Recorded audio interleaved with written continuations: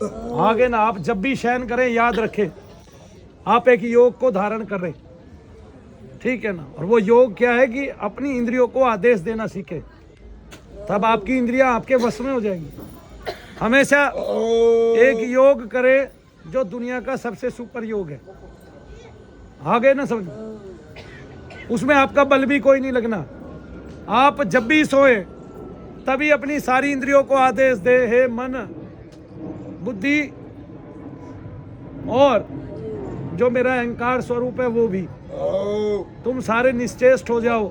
जब सोएं तब ध्यान रखें, तुम सारे निश्चेष्ट हो जाओ, तुम सारे स्थिर हो जाओ। हे शरीर तू स्थिर हो जा, और अपने दोनों हाथों को अपने कूलों के नीचे ऐसे रख के सीधा सोए, आसमान को देखते हुए, आगे ना छत को देखते हुए। तब आप देखेंगे कुछ देर बाद शरीर स्थिर हो गया। और फिर ओम नमः शिवाय ओम का जाप करते करते आंखें बंद करें, लेकिन उससे पहले ये कहें कि आप सब स्थिर हो जाओ और मुझ आत्मा को आत्मा का दर्शन पाने दो। किसका दर्शन पाने दो? हाँ, तो मुझे मेरा ही दर्शन पाने दो, मुझ आत्मा को, आत्मा ही मानना अपने आप को। तब सोते हुए मुझ आत्मा को मुझ आत्मा का दर्शन करने दो, ठीक है ना। ये प्रक्रिया 1 सप्ताह तक करते करते जिस दिन रात में आपको आपकी आत्मा का तेज थोड़ा सा भी नजर आ गया, उस दिन के बाद से आपके शरीर में प्रेत नहीं ठहर पाएगा। आपके सकल नाद खुल जाएंगे और जो आपकी कुंडलिनी शक्ति है वो वैसे ही सुषुम्नास्त हो जाएगी। आए ना समझ में? तो इस तरह रोजाना धारण करके सोना है, धारणा करके सोनी है। तो इसको याद रखें, ठीक है, और बहुत गंभीरता से याद रखें, क्योंकि मनु भैया जब तक कोई चीज़ नहीं करते हैं ना, तब तक कदापि किसी को बताते भी नहीं है। मेरे जो अनुभव है ना वही मैं सबको बताता हूँ, मेरे अनुभव के बाहर के अनुभव नहीं बताता मैं।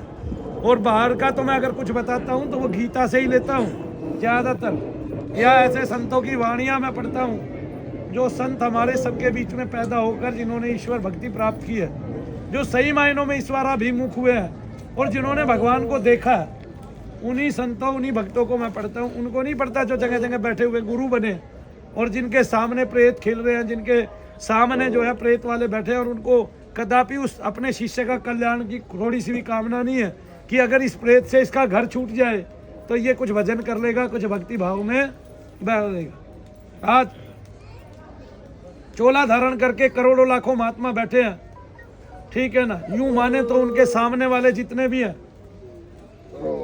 उनमें से 60% लोग प्रेतादिकों से जूझ रहे हैं, ठीक है ना। कोई कहता है ना कि मैं राधा स्वामी हूँ, हंसी आती है कई बार, क्योंकि बहुत सारे राधा स्वामी जो सत्संग धारण किए हुए हैं वो मेरे पास आते हैं, उनको प्रेत बाधा आती है।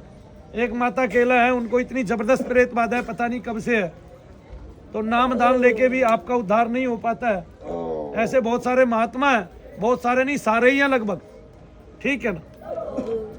और आनंद पूर्वक की एक बात और भी बता देता हूँ कि हमेशा समता धारण करे, किसी को नीच ना समझे, किसी को दुष्ट ना समझे, क्योंकि जो भाव लेके संसार में घूम रहा है उसको परमात्मा का ही भाव समझे, और उस भूत का जो भी विस्तार हो रहा है वो परमात्मा की तरफ से ही समझे कि उसी की आज्ञा है तभी इसका विस्तार हो रहा है, वरना तो नाश होना सबका तय है। तो शरीर का नाश तो होगा ही होगा, ठीक है ना। फिर मैंने बताया कि काम क्रोध मद लोभ है ना, काम क्रोध और लोभ संसार को पता है। भगवान गीता में स्वयं कह रहे हैं कि अर्जुन ये नरक के पंथ है, तो फिर स्वर्गगामी कौन है ये तुम सोच लो, क्योंकि तुमने काम से, क्रोध से और लोभ से मुक्ति पानी है।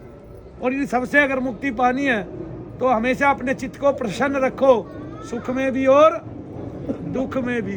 तो दुख में जिसका चित्त प्रसन्न होगा वो साक्षात परमात्मा के अभाव में कदापि न जिएगा, वो परमात्मा की प्राप्ति करके ही हटेगा, उसको परम पद की प्राप्ति होगी ही होगी। बोलो जय शनिदेव।